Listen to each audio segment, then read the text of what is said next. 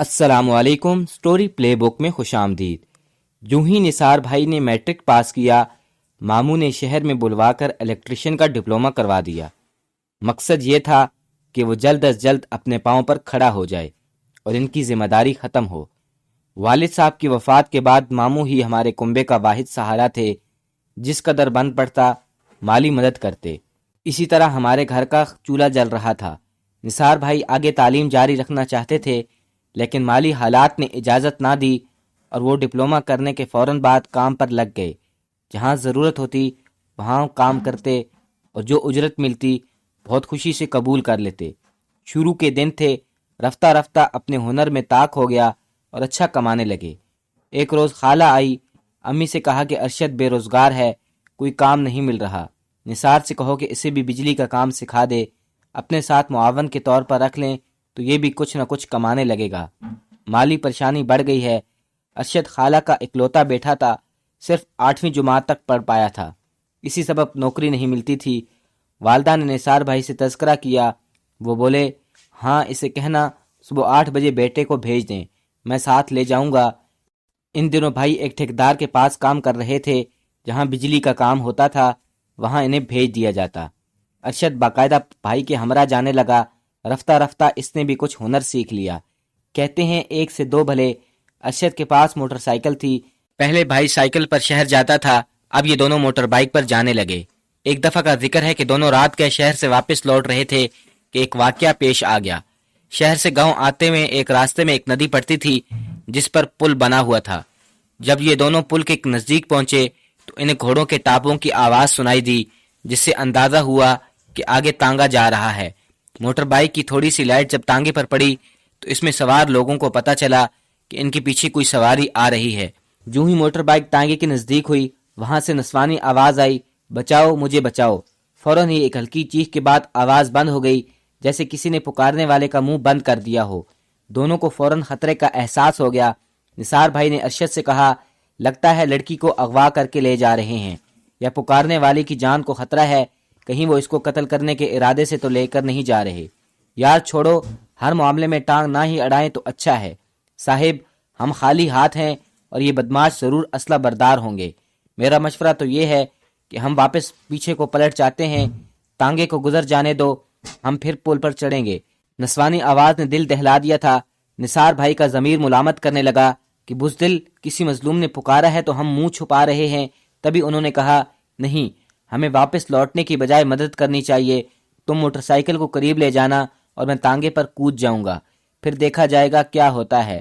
بھائی کے اصرار پر ارشد نے ویسا ہی کیا۔ جب بائک تانگے کے قریب پہنچی تو نثار بھائی نے تانگے کی اگلی نشست پر چھلانگ لگا دی، جہاں کوچوان بیٹھا تھا۔ انہوں نے کوچوان کو موقع ہی نہیں دیا اور چابک اس کے ہاتھ سے چھین کر اس کی گردن میں ڈال دیا۔ لڑکی کے 2 مرد پچھلی نشست پر جکڑے بیٹھے تھے، ان کے وہم و گمان میں بھی نہ تھا کہ ان پر کوئی حملہ آور ہو سکتا ہے۔ اس دوران ارشد نے موٹر بائیک کو روک کر پل کی ریلنگ سے لگا دیا اور وہ بھی آنن فوراً دوڑ کر تانگے پر چڑھ گئے۔ اس وجہ سے گھبرا کر ایک شخص نے تو تانگے سے کود گیا اور دوسرے نے مزاحمت کی تو اس کی پکڑ لڑکی پر ڈھیلی پڑ گئی۔ لڑکی نے ہمت سے کام لیا اور اپنا دوپٹہ اس کے گلے میں ڈال دیا جو اس سے پکڑا ہوا تھا۔ ارشد نے دوپٹے کے دونوں سروں سے پکڑ کر کھینچا تو دوسرا شخص بھی تانگے سے گر گیا۔ ادھر نثار بھائی نے کوچوان کے گلے میں پڑے چابک کو پوری قوت سے کسا اور گھوڑا رک گیا اور کوچوان بے ہوش ہو گیا۔ انہوں نے لڑکی کو تانگے سے اتارا، اس سے پہلے کہ گھوڑا بدک جاتا یہ بھی اتر گیا اور موٹر بائیک کے پاس جا کر کھڑا ہو گیا۔ اب یہاں رک کر خاموش کھڑے کیا سوچ رہے ہو؟ کیا کریں؟ اندھیرے میں ان لوگوں کی صورتیں بھی نہ دیکھ سکے تھے جو لڑکی کو اغوا کر کے لے جا رہے تھے، اور ان لوگوں نے ان کی صورتیں دیکھی تھی۔ ایک بھاگ چکا تھا اور 2 بے ہوش پڑے تھے۔ پولیس میں رپورٹ کرنے کا خیال انہوں نے ترک کر دیا اور لمبے چکر میں پڑنے کی بجائے اسے لے کر اپنے گھر آئے۔ لڑکی بری طرح سے ڈری ہوئی تھی۔ ہم نے اسے دلاسا دیا اور پوچھا کہاں کی ہو اور وہ کون لوگ تھے جو تمہیں لے کر جا رہے تھے۔ اس نے اپنا نام سلطانہ بتایا۔ بولی کہ وہ مجھے دھوکے سے لے جا رہے تھے۔ ماں نے اسے قریب بٹھا لیا اور پانی پلایا، پھر کھانے کا پوچھا۔ جب اس کے اوسان بحال ہوئے تو اس نے بتایا کہ دراصل وہ ایک لڑکے کے ساتھ بھاگ گئی تھی جو کسی دوسرے گاؤں کا تھا۔ دونوں کی ملاقات میلے میں ہوئی تھی۔ یہ بیساکھی کا میلہ ہر سال ہمارے گاؤں کے قریب ایک میدان میں لگتا تھا۔ وہ لڑکا جس کا نام ارشاد تھا، اس نے سلطانہ کو دھوکہ دیا اور آگے لے جا کر ان لوگوں کے حوالے کر دیا جو اسے تانگے میں لے کر جا رہے تھے۔ یہ عشق کی ماری جو زیور اور نقدی گھر سے لے کر آئی تھی وہ بھی ارشاد ساتھ لے گیا تھا۔ اماں نے کہا، اچھا فکر مت کرو، ہم تمہیں تمہارے گھر پہنچا دیں گے۔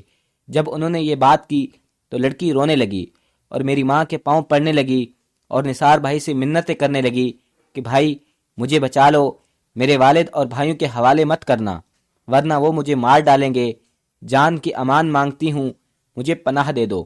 میرا بھائی بہت ہی رحم دل تھا، اس نے لڑکی سے وعدہ کر لیا کہ وہ اسے اس کے گھر والوں کے حوالے نہیں کرے گا، بلکہ ایک بہن کی طرح وہ ہمارے گھر میں رہے گی۔ والدہ کو بھی سمجھا دیا کہ جب تک اس کا مسئلہ حل نہیں ہوتا کسی سے ذکر نہ کرنا کہ یہ کون ہے، یہی کہنا کہ میرے دور کی رشتہ دار ہیں اور ان کی بیٹی ہے، کچھ دنوں کے لیے ہمارے پاس رہنے کو آئی ہے۔ لڑکی نہیں جانتی تھی کہ یہ کون لوگ تھے، نہ جانے اسے کہاں لے کر جا رہے تھے۔ ارشد تو غائب ہو گیا تھا، پر جس بات کا ڈر تھا وہ نہیں ہوا۔ کسی نے ہمارے خلاف کچھ نہیں کیا، لیکن پرائی لڑکی ہمارے پاس ہے۔ والدہ کو یہ فکر کھائے جا رہی تھی کہ اس کا کیا کریں۔ وہ گھر جانے پر بھی راضی نہ تھی، زبردستی بھی نہیں لے جا سکتے تھے۔ اگر اس کے والد اور بھائیوں کو اطلاع کر کے بتاتے تو الٹی ہمارے گلے پڑ جاتی۔ یہ بھی ہو سکتا تھا کہ لوگ میرے بھائی کے خلاف ہی پرچہ کٹوا دیتے یا لڑکی کو ساتھ لے جا کر مار دیتے۔ بڑی مشکل آ پڑی تھی، مسئلے کا کوئی حل سمجھ بھی نہیں آ رہا تھا۔ ارشد بھائی بھی پولیس کے تکلف میں نہیں پڑنا چاہتے تھے۔ لڑکی نثار بھیا کو میرے بھیا کہتی تھی، اسے گھر سے نکالتے تو کہاں جاتی۔ عجیب کشمکش کا عالم تھا۔ سوچتے سوچتے یوں ہی وقت گزر جا رہا تھا اور وہ میری ہم عمر تھی، اپنا دکھ دل کا حال احوال مجھ سے کہتی۔ جلد ہی ہم ایک دوسرے سے مانوس ہو گئیں۔ اس کو ہر دم دکھی اور اداس دیکھ کر میرا دل بھی نہ چاہتا تھا کہ وہ یہاں سے چلی جائے۔ ہم دونوں سہیلیاں بن چکی تھی، اس کے بغیر میرا جی نہ لگتا تھا۔ دعا کرتی تھی کہ اللہ کرے وہ ہمیشہ ہمارے گھر ہی میں رہ جائے۔ ایسی باتیں زیادہ دنوں تک نہیں رہ سکتی۔ والدہ سہمی سہمی رہتی کہ گاؤں کے معاملات اور اکثر جھگڑے ہوتے تھے۔ کسی دن سلطانہ کے سبب ہم پر کوئی مصیبت نہ ٹوٹ پڑے، کہیں میرا بیٹا اور بھائی جان حق کسی کیس میں نہ پھنس جائیں۔ مگر ہمارے معاملے میں عجیب ہوا۔ ایک روز ایک بوڑھی عورت بھکارن کے روپ میں ان کے گھر گھس آئی۔ والدہ نے تھوڑی سی گندم اس کی جھولی میں ڈال دی۔ اس کے بعد وہ اکثر آنے لگی۔ ہمیں لگتا تھا کہ وہ خانہ بدوشوں میں سے ہے اور ہم یہی سمجھتے تھے کہ کہیں آس پاس کے میدان میں انہوں نے جھونپڑیاں بنا کر رکھی ہوں گی۔ وہ روزانہ آ جاتی ہے۔ ایک روز میں نے دیکھا کہ سلطانہ اس سے بات کر رہی ہے۔ یوں کوئی اجنبی بات نہیں تھی، گھر کا کوئی فرد بھی کسی بھکاری کو خیرات دے دیا کرتا جو گھر کی دہلیز پار کر کے صحن تک آتی تھی۔ لیکن اجنبی بات اس وقت ہوئی جب ایک روز میں نہا کر غسل خانے سے باہر نکلی تو میں نے سلطانہ کو اس عورت کے ساتھ نہایت رازدارانہ باتیں کرتے دیکھا۔ دوری کی سبب میں یہ باتیں نہ سن سکی، مگر مجھے شک ہوا کہ یہ عورت اس کے لیے باہر سے کوئی پیغام لے کر آتی ہے جو وہ اس قدر انہماک سے باتیں سن رہی تھی۔ اس روز وہم جان کر میں نے ذہن کو جھٹک دیا، مگر اس کے بعد بھی 2-3 مرتبہ اسی طرح اس پکارن کو سلطانہ کے قریب دیکھ کر میرا ماتھا ٹھنک گیا۔ لاکھ پوچھا، سچ بتاؤ تو سلطانہ تم سے کیا کہتی ہے؟ وہ یہی کہتی کہ کچھ نہیں، ایسی ہی اپنی خانہ بدوش ہونے کے بارے میں بتاتی ہے کہ آج کل ہم میں کوچ کر جائیں گے۔ بڑھیا بھکارن نہ تھی، وہ واقعی سلطانہ کو پیغام پہنچاتی تھی۔ اللہ جانے کون یہ پیغام بڑھیا کے ذریعے بھجواتا تھا جو بھکارن کا روپ دھار کر ہمارے گھر آ جاتی تھی۔ معاملہ اس وقت پتہ چلا جب ایک دن سلطانہ غائب ہو گئی اور ہم سب دم بخود رہ گئے۔ سچ کہتے ہیں کہ پرائی لاج سنبھالنا مشکل کام ہوتا ہے۔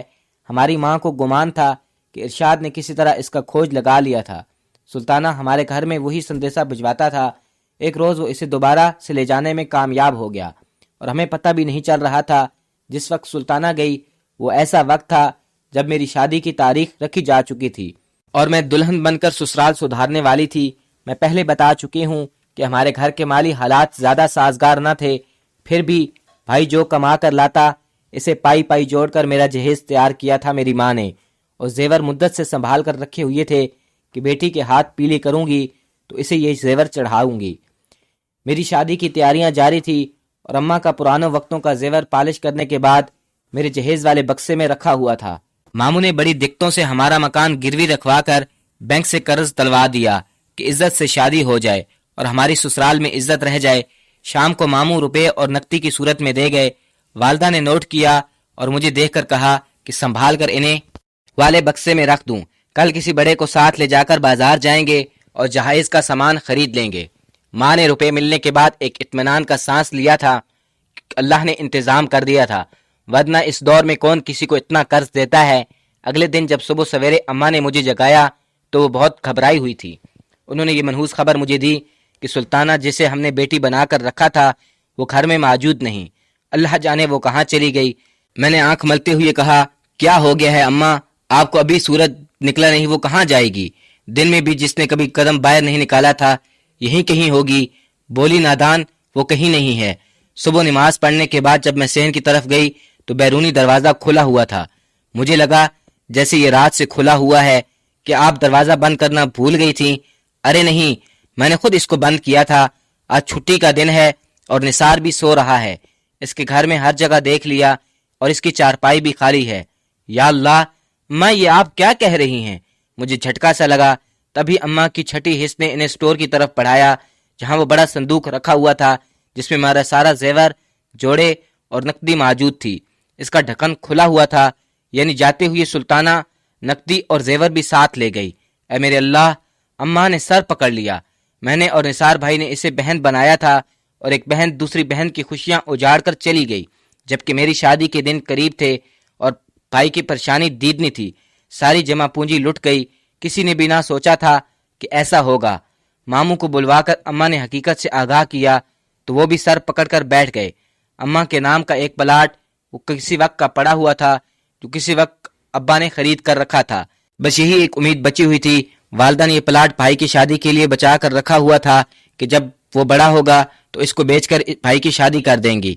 तो भाई ने कहा, माँ इसे बेच दो और बहना की शादी करा दो, मेरी शादी भी हो जाएगी। इसके बाद भाई के माली हालात ना संभल सके और इन्हें सऊदी अरब जाना पड़ा। वहां की कमाई से बलाखिर कर्जा उतरा। दिन फिर गए, लेकिन आज तक उस नेकी का सिला याद है जो हमने सुल्ताना के साथ की थी। इस वाक़े को 40 साल होने को आए हैं। आज तक मालूम ना हो सका कि वो लड़की कैसे गई और किसके साथ गई और अब किस हाल में है। हम लोगों ने जानने की कोशिश भी नहीं की कि इस किस्म की तलाश, अगर इसको तलाश करते और इसका इल्म इसके घर वालों को हो जाता कि इनकी लड़की हमारे पास थी तो हमारी जान छुड़ाना मुश्किल हो जाता। मेरी अब भी दुआएं उसके साथ हैं कि वो जहां भी रहे खुश रहे। उसने हमारे साथ अच्छा नहीं किया, मगर अल्लाह करे कि इसके साथ मजीद बुरा ना हो। आमीन। दोस्तों, कमेंट बॉक्स में बताइएगा कि आपको ये कहानी कैसी लगी। मिलते हैं एक नई ऐसी कहानी के साथ, तब तक के लिए अल्लाह हाफिज।